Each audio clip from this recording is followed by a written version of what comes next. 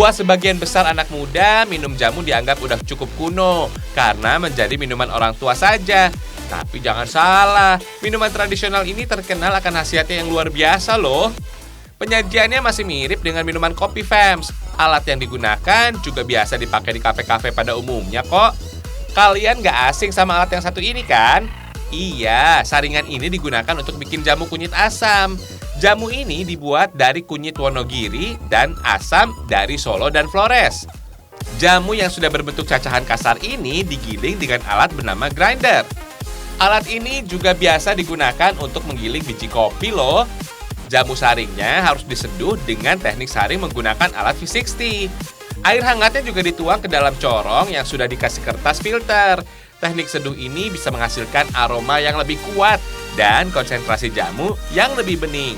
Ampasnya sudah tidak ada lagi tuh. Kalau jamu disajikan dalam batok atau gelas sederhana, di sini beda. Jamu disajikan dalam tabung biar lebih kekinian. Hehehe. Kalian juga kenal sama alat ini dong? Iya, alat ini dipakai untuk bikin jamu tubruk dari beras kencur, fams. Kedua bahan ini harus dihaluskan dengan grinder seperti tadi, fams. Kalau sudah halus, masuk ke dalam gelas French press. Secara perlahan, air hangat bisa dituang ke dalam gelas sampai jamunya larut. Yang ini lebih kekinian lagi, fams. Namanya saranti, yang diracik dari campuran beras kencur dan diseduh menggunakan alat rock espresso.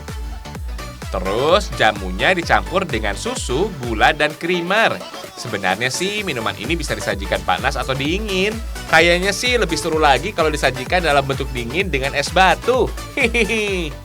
Ini juga jadi rekomendasi buat kalian yang belum suka jamu. Namanya Zaman Batu, yang dibuat dari campuran lemon, madu, dan biji selasih. Oh iya, fam, selama ini peracik kopi disebut dengan barista. Kalau peracik jamu disebut dengan acaraki. Profesi ini udah ada sejak era Majapahit kuno, fams. Buat kalian yang mau belajar atau belum terbiasa minum jamu, ada baiknya menggunakan gula ya.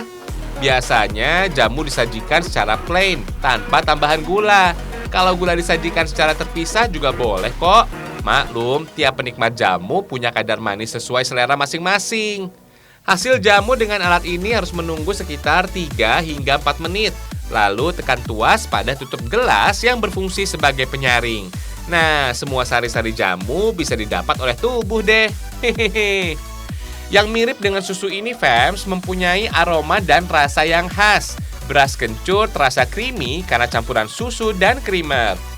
Berbicara tentang jamu, bahan dasarnya berasal dari tempat yang berbeda untuk menghasilkan cita rasa yang berbeda-beda juga.